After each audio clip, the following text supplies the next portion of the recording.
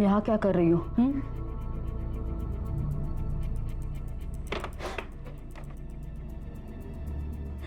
चल लवकर।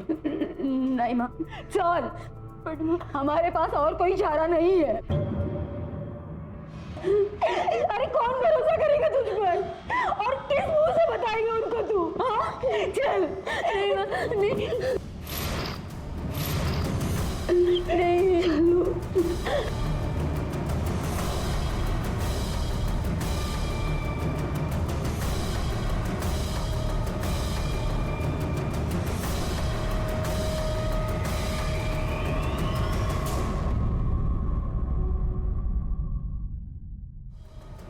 आखिर ऐसा क्या हुआ था कि एक माँ ने अपनी ही बेटी को खुदकुशी करने की सलाह दी और खुद भी खुदकुशी कर ली? जीना इतना मुश्किल क्यों हो गया था उनके लिए?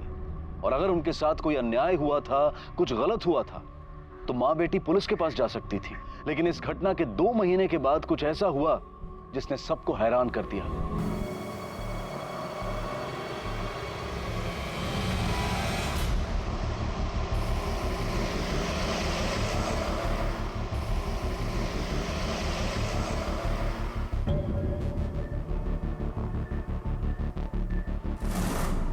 शिखा दी जल्दी करो, इतनी सुबह हो गई अभी तक आप उठे भी नहीं हो। जल्दी उठो, चलो फटाफट जल्दी से उठ जाओ।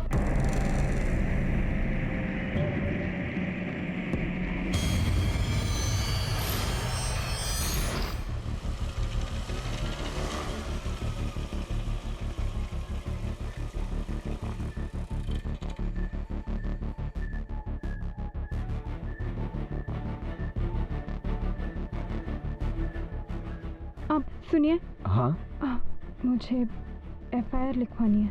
हाँ, वहाँ पे।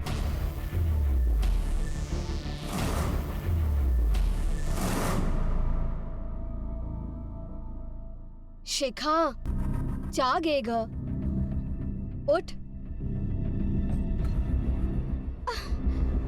काय झालं?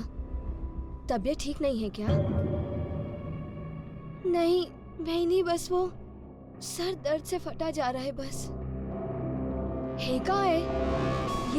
ये निशान कैसे? और ये गले पर क्या हुआ? पता नहीं। 1 महीने से आपके साथ ऐसा हो रहा है। मतलब सुबह आप जब जागती हैं तो आपको याद कुछ नहीं होता, पर पता चलता है कि आपके साथ किसी ने जबरदस्ती की है। जी, जब भी ऐसा होता है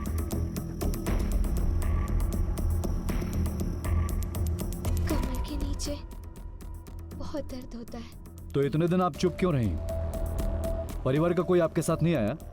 इतने दिनों के बाद आप कंप्लेंट लिखवाने आई हैं? क्योंकि आज सुबह जब मैं उठी तो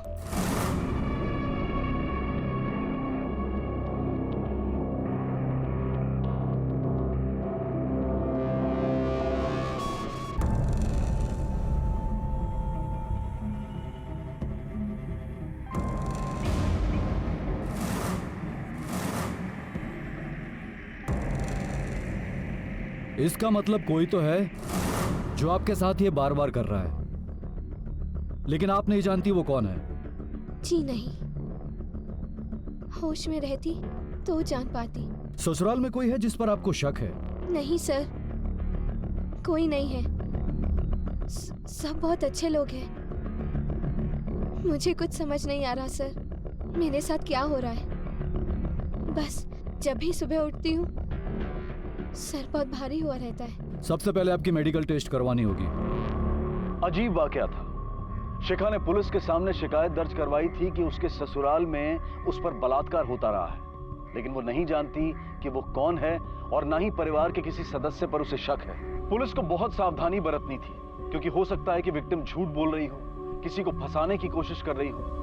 पुलिस हर संभावना पर विचार कर रही थी। वो झूठ बोल रही थी या सच, ये तो मेडिकल जांच के बाद ही साफ होने वाला था। लेकिन अगर वो वाकई में विक्टिम है तो फिर कोई तो था जिसने बड़ी ही चालाकी से ये जाल बना था। लेकिन इस जुर्म का मकसद क्या था? सिर्फ अपनी भूख मिटाना या फिर विक्टिम से बदला लेना? इस रहस्य पर से पर्दा उठने में भी काफी वक्त था। तहकीकात बहुत मुश्किल थी, लेकिन अगर जरा सी भी संभावना नजर आती कि शिखा के परिवार में ही कोई उसका शोषण कर रहा था, तो उस तक पहुंचना जरूरी था।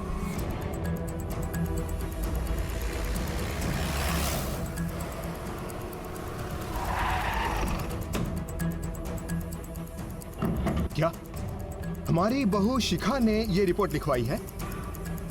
इंस्पेक्टर साहब, अगर ऐसा कुछ है भी तो उसे मुझे बताना चाहिए था, अपने सास को बताना चाहिए था। 2 बहुएं और भी हैं, उनसे कुछ कह देती। जब घर का ही कोई शामिल हो इस जुर्म में तो वो किसी से कैसे कहती? कैसे बताती वो, कैसे भरोसा कर लेती किसी पर? आखिर इस घर की 4 दीवारी में इतना बड़ा कांड हुआ है, उसका तो भरोसा ही टूट गया होगा ना। और वैसे भी इस मामले में तो कोई भी औरत चुप्पी ही साध लेती है। माँ, इसका ये मतलब तो नहीं कि वो सीधा पुलिस के पास चली जाए। सर, इसमें कोई सच्चाई नहीं है, सब झूठ है सर। अब वो घर में किसी से तो बात कर सकती थी। अब लोग ये... 1 मिनट, शिखा का रूम का उस तरफ। जादव चेक करा।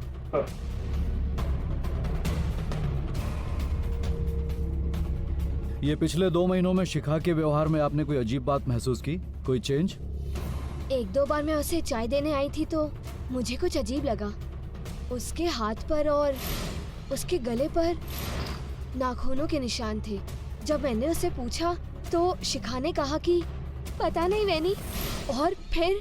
सर, कुछ तो मनगढ़ंत कहानियां बना रही है वो। कैसे मुमकिन है ये सब कुछ घर में कर पाना? झूठ बोल रही है वो। क्यों झूठ बोलेगी वो?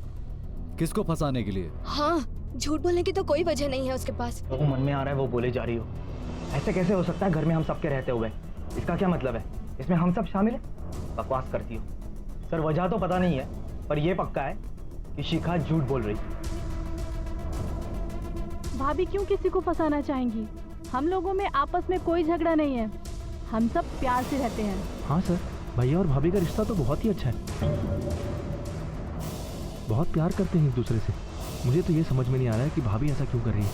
सर, मैं सच बोलूं तो मुझे नहीं लगता कि भाभी के साथ ऐसा वैसा कुछ हुआ है, और अगर हुआ भी है तो कैसे, पता नहीं सर। हाँ इंस्पेक्टर साहब, और कितनी देर चलेगी ये पूछताछ? क्यों, डर लग रहा है? हमें किस बात का डर है? पता चल जाएगा। शिखा का पति कहाँ है? ये मेरा बेटा इन दिनों पुणे में, पिछले दिनों उसका ट्रांसफर हुआ है। शनिवार और इतवार को आता है। उसे फोन करके बुला लीजिए और पुलिस स्टेशन आकर रिपोर्ट करने के लिए बोलिए। जी। ये केस बहुत ही अजीब है। शिखा का कहना है कि रात को उसके बेडरूम में कोई आता है, उसे रेप करता है, और उसे किसी पर शक नहीं है, ना ही उसके परिवार में किसी को देख के ऐसा लगता है कि उसमें से कोई हो सकता है। और एक बात साफ है कि बाहर से अंदर कोई नहीं आ सकता। से कहिए, शिखा तो झूठ नहीं बोल रही। हो सकता है, पर क्यों? अजीब बात तो यह है, उस परिवार के किसी भी औरत को विश्वास नहीं हो रहा है कि शिखा झूठ बोल सकती है। अक्सर घरों में औरतों के बीच झगड़ा होता रहता है, पर यहां पर ऐसा कुछ नहीं दिखता है। ये शिखा के पति की क्या खबर? सर, वो ऑन द वे है, आ ही रहा होगा।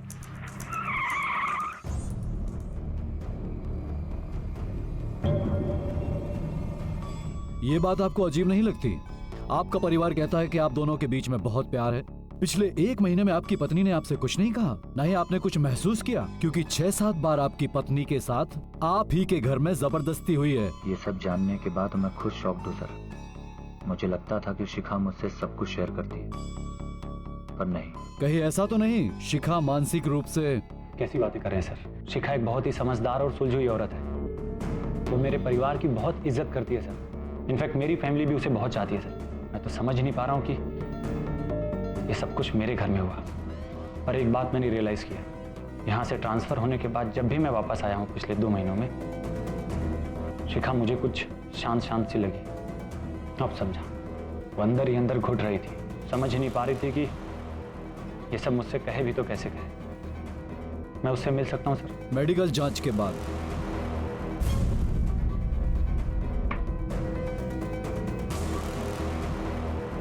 शिखा के साथ रेप हुआ है, और वो भी बड़ी बेरहमी के साथ। उसके प्राइवेट पार्ट पर इंजरीज हैं और बॉडी पर कुछ निशान भी पाए गए हैं, कुछ पुराने और कुछ ताजे।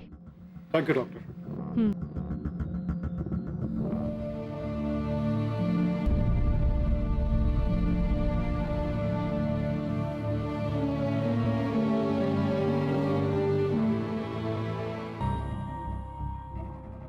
शिखा, संभालो अपने आप को। मैं हूं तुम्हारे साथ।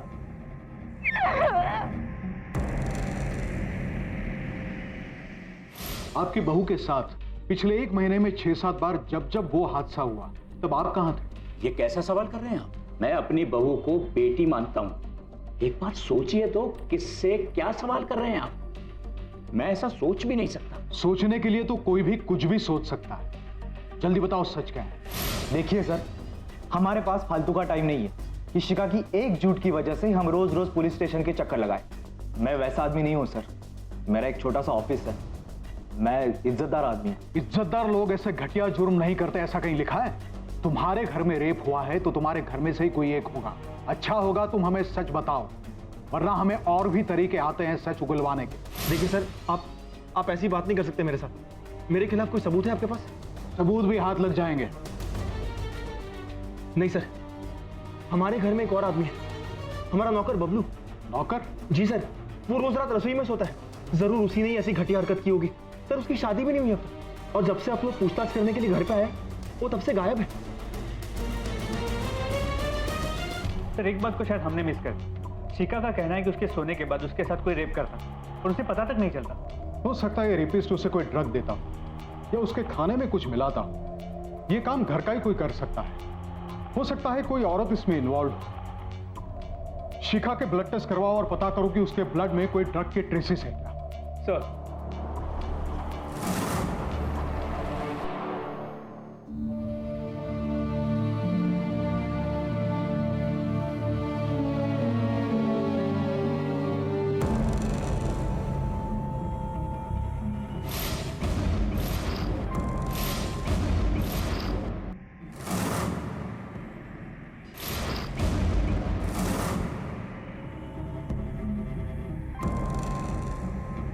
शिखा, घबराओ मत, मैं हूं तुम्हारे साथ। चलो। भगवान जाने क्या हो रहा है। कोई अब तक घर क्यों नहीं आया? दीदी, आजकल तो पुलिस तो रेप केसेस में बहुत सख्ती से पेश आती है।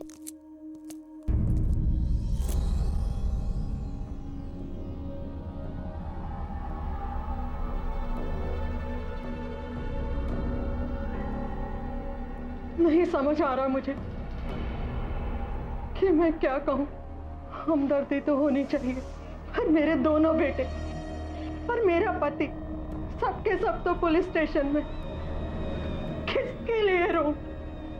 उनके लिए कि तेरे लिए? माँ, भूखा गया आपको? और ये किस तरह की बातें कर रही हैं आप? अब समझा कि घर में रहने के बावजूद शिखा इतनी चुप क्यों थी? अपना दुख, अपना दर्द किससे बांटती? आप लोगों से? आप पर भरोसा करती वो? अरे इसका दुख तो दूर, आपको भैया, पापा और धर्म की पड़ी है।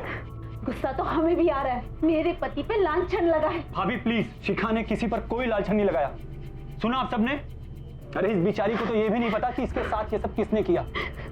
और आपको क्या लगता है, ये सब जानकर मुझे धक्का नहीं लगा? पर एक बात तो समझ गया हूं मैं, ये जो कुछ भी हुआ है इस घर की 4 दीवारी के बीच हुआ है, तो पूछताछ तो होगी।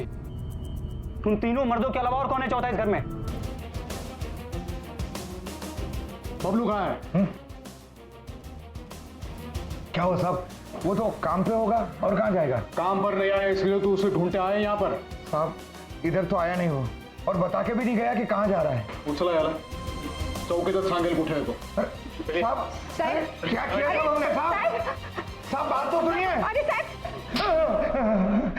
सच बताओ बबलू कहाँ है? झूठ बोलोगे तो तुम भी फंसोगे। रेप कैसे है ये? साहब, राम कसम हम सच कह रहे, हमको कुछ नहीं पता साहब, कुछ नहीं जानते हम सब। नहीं जानते तुम?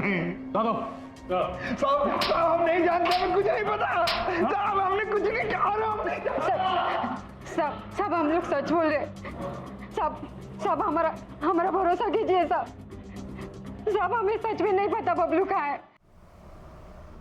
बाबा, मैं तो कहता हूं कि आप कह दो विमल से कि वो अपने बीवी को लेकर कहीं और चला जाए। क्या हो जाएगा उससे? लोग यही कहेंगे कि हम ही लोग कहीं ना कहीं गड़बड़ हैं, गलत है, इसलिए हमने अपनी बहू को घर से निकाल दिया। पर बाबा, उन दोनों की वजह से थाने में पिटाई हुई हमारी। मैं तो अब उन दोनों की शक्ल 1 मिनट बर्दाश्त नहीं कर सकता इस घर में। भैया ठीक कह रहे, निकाल दीजिए उन्हें घर से। धर्म, न शिखा कहीं जाएगी और न मैं। शिखा ने किसी का नाम नहीं लिया है और न ही किसी पर कोई आरोप लगाया है, लेकिन जिस तरह से तुम रिएक्ट कर रहे हो ना, ऐसा लगता है कि तुमने जरूर कुछ किया है। भैया दोबारा सी बात बोली ना, मेरा हाथ उठ जाएगा। धर्म, नहीं बाबा, मुझे बोलने दीजिए। मैं क्या जानता नहीं क्या इनको? भैया को तो मैं एक फूटी आंख नहीं बहाता। ये जरूर भैया और भाभी की प्लानिंग होगी ताकि मुझे इस घर से बाहर निकाल सके। बदतमीज, तेरी इतनी जरूरत की मुझ पर इल्जाम लगाता है? क्या मतलब है तुम्हारा? हाँ, तुम लोग सही हो और हम गलत। देखो अपनी मनमानी मत करो, मैं कहता हूं। आप लोगों की चलेगी। बस मैं कहता हूं चुप हो जाओ तुम लोग। ये घर है, अखाड़ा नहीं। अपने अपने रूम्स में जाओ।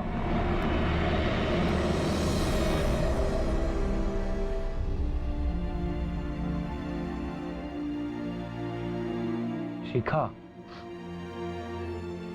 ये जो कुछ भी हो रहा है ना, इसमें तुम्हारी कोई गलती नहीं है। तुम्हें आराम की जरूरत है। चलो लेट जाओ। चलो।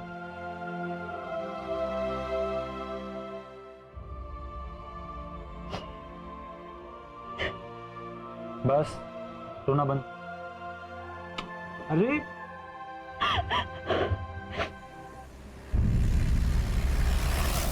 और बबलू भाई, बड़े दिनों बाद अपना पान बना दो। और बबलू, क्या हुआ साहब? यही सुने गए, थाने ले जाके सुनाओ। साहब थाना? मैंने क्या किया सर? बताता हूँ। सब आप हमें खाए पीट रहे हो साहब। हमारे क्या हिम्मत कि हम किसी की तरफ आंख उठा के देखें। फिर इतने दिन से छुपा कहा था, काम पे क्यों नहीं गया? साहब ऐसी कोई बात नहीं साहब। सब बोलने तो दो साहब। हम तो उनके कमरे में भी नहीं जा सकते थे क्योंकि हम रसोई में सोते थे और धर्म भैया हॉल में। धर्म हॉल में सोता था? हाँ साहब। क्यों? वो सब नहीं पता साहब, लेकिन इतना मालूम है कि धर्म भैया शिखा भाभी से बहुत नफरत करते थे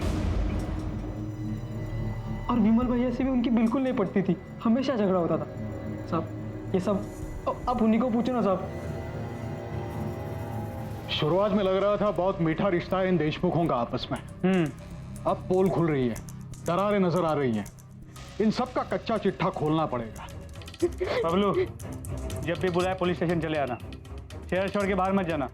तुझ पे नजर है हमारी। सर। नहीं, मेरी बेटी यहाँ नहीं रहेगी। माँ जी, शिखा यहीं रहेगी। रहना तो आपको भी नहीं चाहिए इन लोगों के साथ दामाद जी।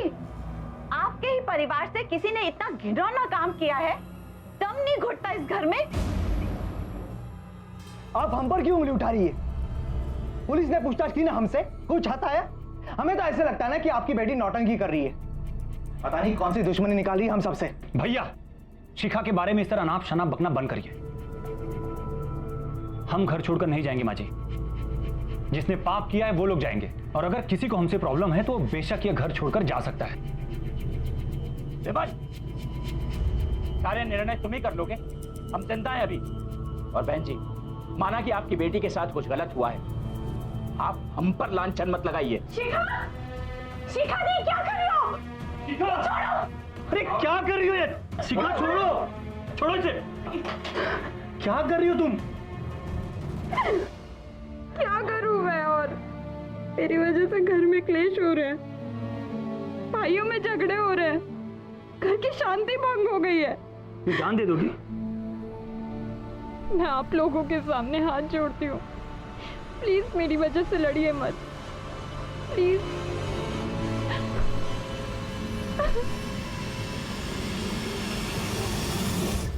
अच्छे लोग हैं साहब, झगड़े की बात कभी हमने उनके घर में सुनी ही नहीं। अशोक जी की एक दुकान है, अब सौरभ चलाता है। विमल, वो अकेला ही घर में नौकरी करने वाला है, पर धर्म ने तो बाप को डुबा ही दिया। धर्म तो शुरू से ही ऐसा है, लड़कियों पे पैसे उड़ाना, अय्याशी करना, कॉलेज टाइम से उसका यही हाल है। ठीक है। हाँ, मेरे पति यहाँ बाहर ही सोते हैं। वो हम लोगों के बीच बनती नहीं है। पर ये सब आप लोग क्यों पूछ रहे हैं? आपकी भाभी पर रात के वक्त जो बलात्कार हुआ, एक बार नहीं कई बार हुआ। इससे एक सवाल उठता है कि उनके बेडरूम के सबसे करीब कौन है। हमें यह भी पता चला है कि आपके पति उनसे नफरत करते थे। हाँ, ये सब ठीक है, मगर मेरे पति ये सब नहीं कर सकते। कौन क्या क्या कर सकता है इसका अंदाजा नहीं है आपको।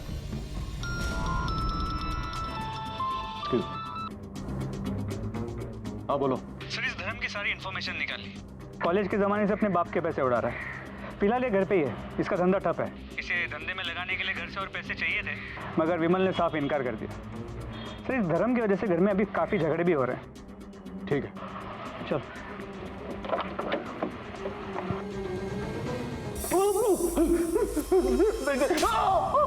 चुपचाप अपना जुर्म कबूल कर ले, ये तेरे लिए भी आसान होगा और हमारे लिए भी। लेकिन सर, जब मैंने कुछ किया नहीं तो मैं कैसे मान लूं सर? बताता या और खातिरदारी करूं तेरी? सर मैं मानता हूँ कि मेरी विमल भाई और भाभी से बिल्कुल नहीं बनती। इनफैक्ट मेरी पूरी फैमिली से मेरी नहीं बनती। कोई मेरी मदद ही नहीं करना चाहता। यहाँ तक कि मेरी बीवी भी मेरे बारे में यही सोचती है कि मैं निकम्मा हूँ, किसी काम का नहीं हूँ सर। वो तो तुझे अपने साथ बेडरूम में सोने भी नहीं देती। तुझे तो हॉल में से दिखता होगा ना भाभी के बेडरूम में क्या चल रहा है। सर मैं आपसे कह रहा हूँ ना, ये काम बबलू नहीं किया है। सर ये काम बबलू नहीं किया है। यहाँ पर जरूर ये भैया और भाभी की प्लानिंग होगी ताकि मुझे हमेशा के लिए अपने रास्ते से हटा सके। वो तो यही चाहते हैं कि बाबा की पूरी जायदाद उन्हीं को मिले, इसलिए तो वो मेरे बाबा को भी मुझे पैसे देने से रोकते हैं सर। मैंने कुछ नहीं किया है सर, मैंने कुछ नहीं किया है। बबलू, शक के दायरे में सबसे पहला नंबर इसका है तो घर का नौकर, चेहरे से भी भोला भाला लगता है। इसकी नजर पड़ी वो शिखा पर, मौके का फायदा उठा लिया। सर मैंने इसकी पूरी हिस्ट्री भी चेक की, कई बार इसे नौकरी से निकाला गया, हालांकि पुराने मालिकों ने वजह बताने से इनकार कर दिया। और दूसरा सस्पेक्ट है ये धर्म, शक्ल से ही शातिर लगता है। इसके बारे में जो सुना बुरा ही सुना है, और इसके पास मोटिव भी है, क्योंकि विमल की वजह से इसे पैसा नहीं मिलता था। बदले की आग थी इसके दिल में। और बचे ये दोनों, बड़ा भाई सौरभ और बाप अशोक। इनके पास कोई मोटिव नहीं है। पर हर कोई इंसान सिर्फ व्हाइट या ब्लैक नहीं होता। हर इंसान की जिंदगी में कुछ ऐसे राज होते हैं जो उसके परिवार वाले भी नहीं जानते। हो सकता है इन दोनों की कुंडलियां हमें खोलनी पड़े। हो सकता है कोई गड़ा मुर्दा निकल आए। सर वैसे शक्ल से दोनों लगते सीधे साधे, लेकिन इस सौरभ के बारे में आस पड़ोस में कुछ खास अच्छा नहीं सुना।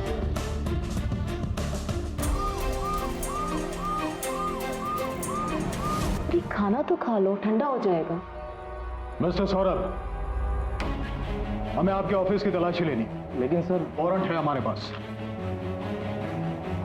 सर मैं एक इज्जतदार आदमी हूँ सर, आप इस तरह मेरी इज्जत की उछाल ला दो। सर पॉइंट चेक करो। बाहर ये चल।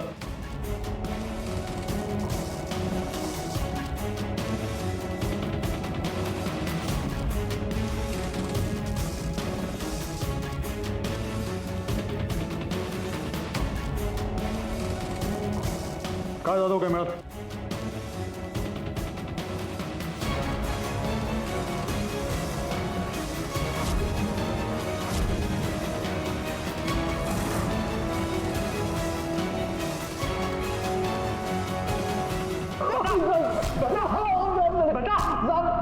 देख तेरी इज्जत की धज्जियां ना वैसे भी उड़ चुकी है, चुपचाप सच सच बता दे। साहब मैं एक शरीफ और इज्जतदार आदमी हूँ साहब। तू कितना शरीफ है ना, इधर मोबाइल और तेरे लैपटॉप से पता चल चुका है। पॉर्न वेबसाइट्स देखता है, कई पॉर्न वेबसाइट्स का तो तू प्रीमियम मेंबर भी है। हाँ साहब वो लत लग गई है साहब सिर्फ देखता हूँ साहब, कभी कुछ किया नहीं साहब। और रेप के बारे में तो सोच भी नहीं सकता हूँ साहब। अच्छा, जब ये मोबाइल पे वीडियोस देखता है तो तेरे कान में क्या मंदिर की घंटियां बजती है? देख तू फंस चुका है। सच बोलने के अलावा तेरे पास कोई रास्ता नहीं है। अब मैं सच कह रहा हूँ साहब, मैंने शिखा के साथ कुछ गलत नहीं किया है साहब, कुछ गलत नहीं किया है। कुछ नहीं किया? नहीं साहब। तोड़ेला सर उनकी नजरें बिल्कुल अच्छी नहीं थी। कभी कोई सामान रखने जाओ या थोड़ा झुको तो टकटकी लगाकर देखते रहते थे।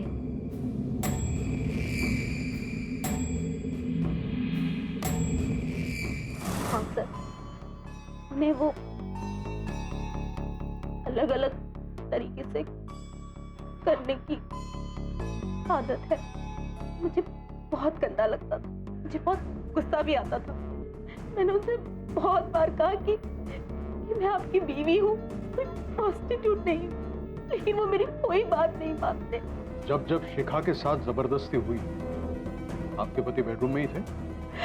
सर घर का सारा काम मैं करती हूँ, इतना थक जाती हूँ कि एक बार सोती हूँ तो फिर सुबह तक आंख नहीं खुलती, किसी चीज का कोई होश नहीं रहता मुझे।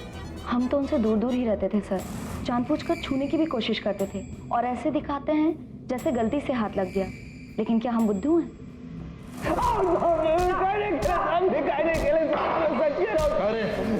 बोल लगा गई साहब मैंने कुछ नहीं किया है साहब, मैं सच कह रहा हूँ साहब, मैंने कुछ नहीं किया है साहब। सिर्फ पॉर्न फिल्म देखता हूँ साहब, हर आदमी तो देखता है ना साहब पॉर्न फिल्म।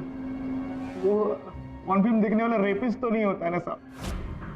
तू कर सकता है, खुद की बीवी को तंग करता है, हर औरत को बुरी नजर से देखता है तू।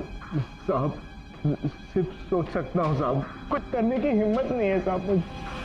और आई शपथ साहब, मैंने शिखा के साथ कुछ गलत नहीं किया है साहब। लेकिन ऑफिस की औरतें, कस्टमर्स, सोसाइटी की औरतें, हर औरत को बुरी नजर से देखता है, घूर घूर के देखता है। ये तो तुझ जैसे लोग हैं जिनकी वजह से औरतों को बाहर निकलना मुश्किल हो जाता है। साहब अगर शिखा बोलती है कि उसके साथ कुछ जबरदस्ती हुई है तो उसे कुछ तो पता चलता, वो कौन है, उसे कुछ तो याद आता साहब। ऐसे कैसे हो सकता है कि उसे कुछ भी पता नहीं है? जादव, चार्जशीट तैयार करा। औरतों के साथ गलत व्यवहार करने के जुर्म में कुछ दिन हमारा मेहमान बन के रहेगा। साहब मैंने कुछ नहीं किया है साहब। सर ये सौरभ भी हमारा मेन सस्पेक्ट लगता है। उसके दिमाग में तो ऐसे कीड़े भी हैं और उसने अपनी बीवी तक को नहीं छोड़ा। उसके खिलाफ हमारे पास कोई सबूत नहीं है, ना ही अशोक के खिलाफ। और अशोक के पास कोई वजह नहीं है शिखा या विमल से बदला लेने की। और उसके बारे में किसी ने कोई बुरी बात तक नहीं की।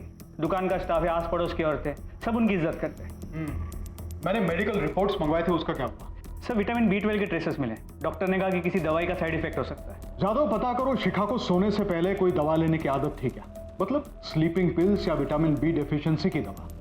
हो सकता है कि किसी ने इस आदत का फायदा उठाया हो और कोई घर का ही हो सकता है। एक बार अगर वो आदमी मिल गया तो आगे की सारी कड़ियां अपने आप सुलझ जाएगी। सर शिखा रात सोने से पहले दूध पीती थी जी।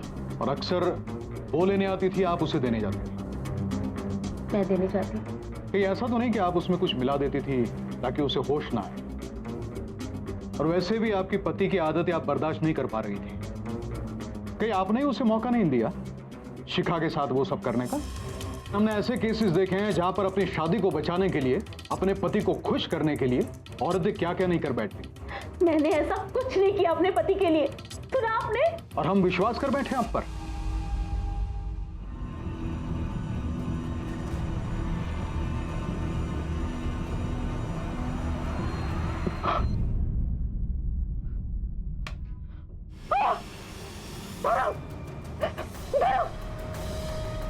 क्या हुआ तुम्हें?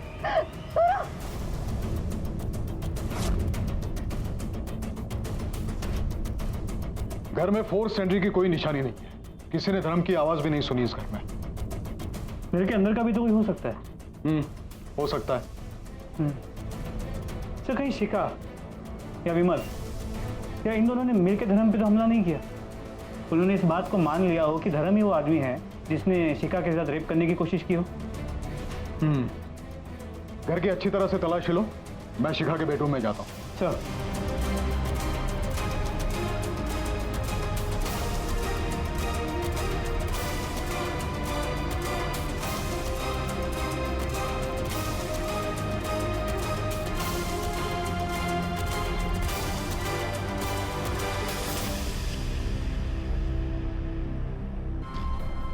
तुमने देखा था उसको जिसने तुम पर अटैक किया था?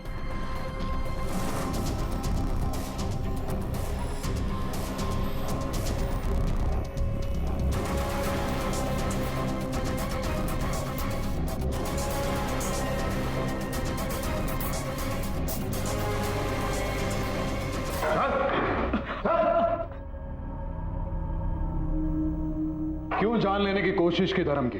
बहुत गुस्सा आया था साहब। धर्म भाई ने हम पर उंगली उठाई थी, हमने कुछ नहीं किया था साहब, फिर भी हमें बदनाम कर दिया। जिस दिन आप उठा के ले गए तब से आस पड़ोस के लोग भी बात करना बंद कर दिए। माँ बाप भी अच्छे से बात नहीं करते। सबको यही लग रहा है कि हमने ही रेप कर दिया साहब। और हमने उनके घर से एक चम्मच तक नहीं चुराया। ईमानदारी से नौकरी करते थे, पगार लेते थे, घर में सबसे भाभी दीदी करके बात करते थे। पर उन्होंने क्या किया? हमारा नाम बदनाम कर दिया।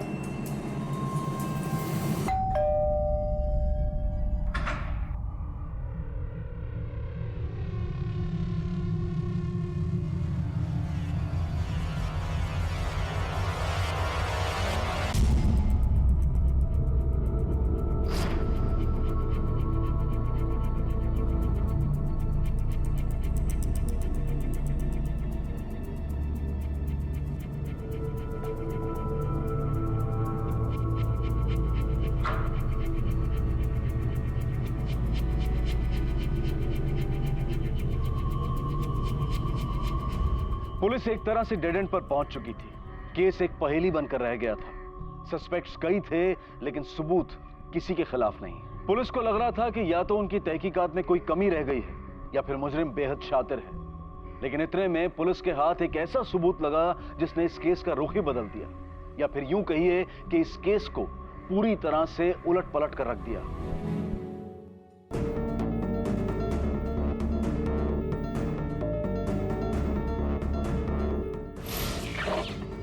आपकी अलमारी से मिला है, जिसकी हमने फॉरेंसिक जांच करवाई, जिस पर आपके खून के निशान हैं, जिसका डीएनए आपके डीएनए से मिलता है। इस पर आपके फिंगरप्रिंट्स भी हैं। अब तो सच बोलिए। ये क्या कह रहे हैं आप? मैंने कुछ नहीं किया। झूठ बोल रही हैं आप। आप अब भी यही चाहती है कि शक की सुई आपकी फैमिली पे रहे। आपकी वजह से आपके परिवार को कितनी मुसीबत हुई, जिल्लत सहनी पड़ी है।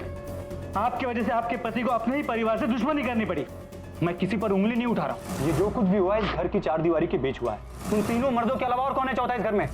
और ऊपर से धर्म की जान जाते जाते बची है।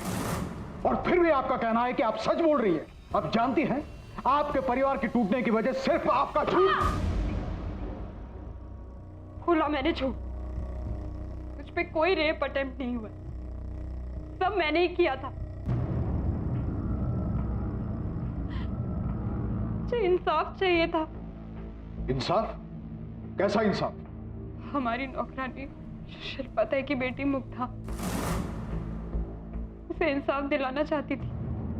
ये नहीं पता था कि बात यहां तक पहुंच जाएगी। इस हादसे से इतनी डिस्टर्ब थी कि कुछ करना चाहती थी। सोचा इस तरह से सच सामने आएगा। सच? कौन सा सच? किस सच की बात कर रही हो तुम? मुग्धा के रेप का सच। हम दोनों साथ साथ बड़े हुए, साथ साथ खेले पड़े, बहुत अच्छे फ्रेंड्स थे हम दोनों। ताई किती छान दिसतेस. इधर आ. क्या? बैग.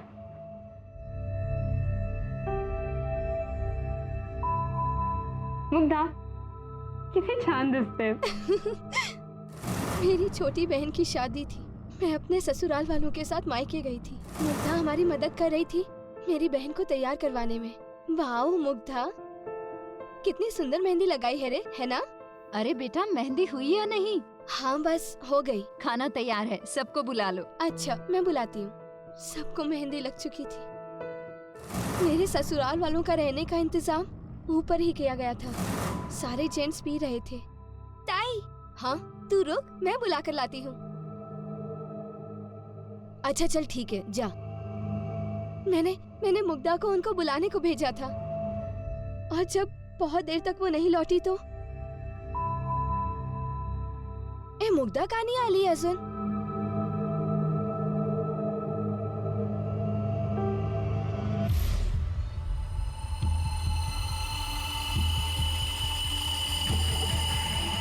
मुग्धा, ताई, ताई, ताई, ताई, मुग्धा, ये सब मेरे, उसमें हमारी क्या गलती? वहाँ रेप हो, डकैती हो, उससे हमें क्या?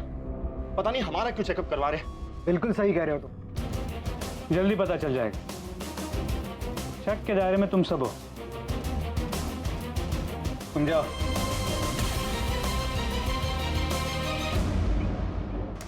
सर, अशोक जी, सौरभ, धर्म या विमल, चारों में से किसी को ये इन्फेक्शन नहीं है। लगता है शिका को कोई गलतफहमी हुई।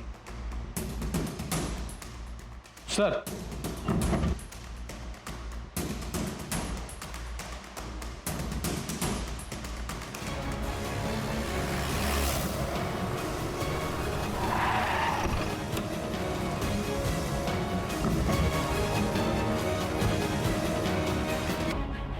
अब क्या हुआ इंस्पेक्टर साहब? हमें पता चला है मुग्धा का रेप किसने किया है, और वो इसी घर में से कोई एक है। आपकी फैमिली में से किसी के फोन रिकॉर्ड से इतना पता चला है कि उसे एसटीडी यानी कि सेक्सुअली ट्रांसमिटेड बीमारी हुई थी, जो मुग्धा को भी थी और जिसका इलाज उसने करवा लिया है। लो विमल, सही कह रहा हूं ना? जी सर, वो इंसान मैं ही हूं। मुझसे गलती हुई। ये जो कुछ भी हुआ ना सर, शराब के नशे में हुआ।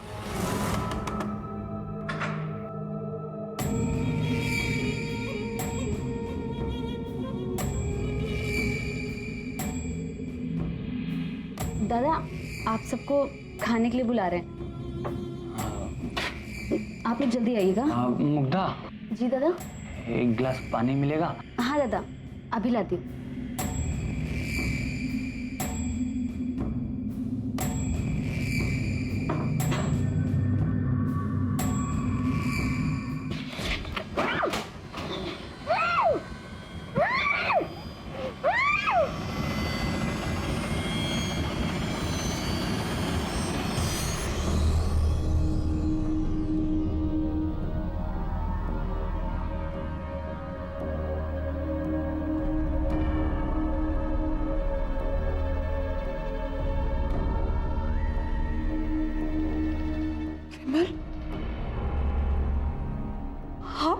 शिखा, आई एम सॉरी शिखा।